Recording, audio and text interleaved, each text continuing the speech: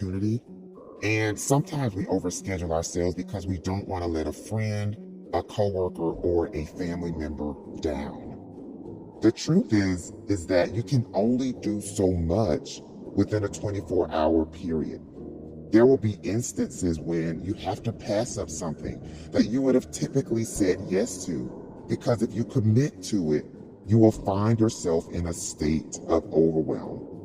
Overscheduling yourself leads to excessive stress, which is a setup for anxiety.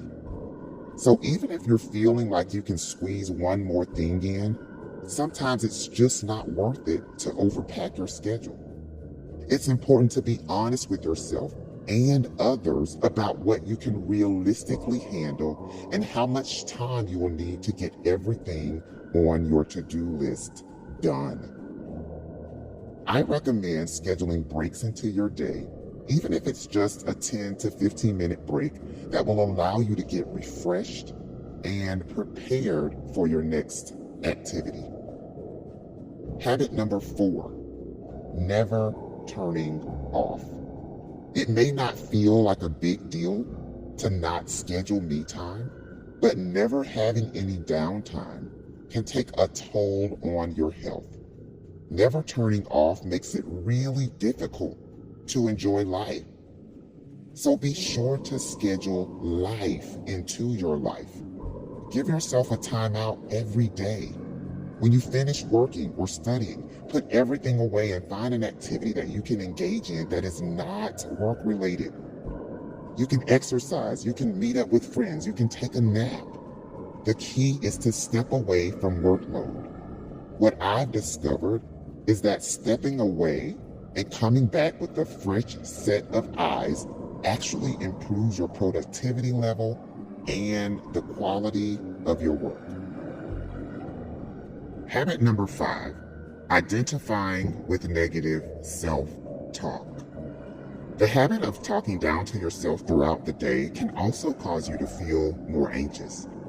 I found this to be true.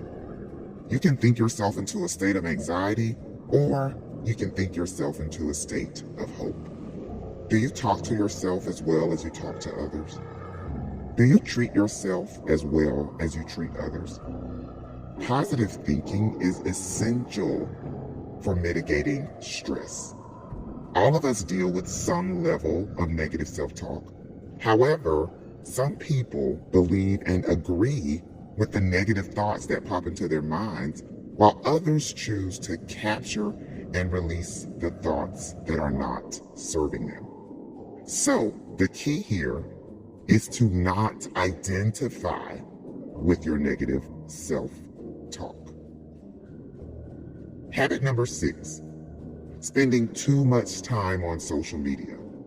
According to a report by the American Psychological Association, the habit of constantly checking for notifications is associated with reports of higher stress levels. Social media can be fun, but spending too much time on social media networks can become a source of your anxiety. When you are constantly engaging with social media, you can experience a wide range of emotions, from wondering why people aren't responding to your posts to comparing yourself to others or wondering if you're doing enough.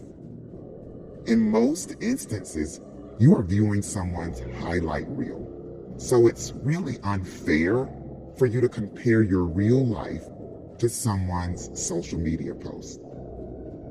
I get it. It can be difficult to put your phone down, but occasionally doing so will have a positive impact on your mental health. Habit number 7, spending too much time alone. This one may have caught you by surprise. A little more me time is a good thing, but make sure you're getting in some time with your loved ones too. If you are already feeling down, isolation can actually make things worse. However, social support has been proven to help with feelings of anxiety, and maintaining close relationships can actually pick you up and steer your mind away from your anxious thoughts. Wow, we've covered a lot. If you found yourself practicing any of the habits I've talked about today, awareness is the first step to creating change. I want to challenge you to replace your negative habits with habits that are healthier.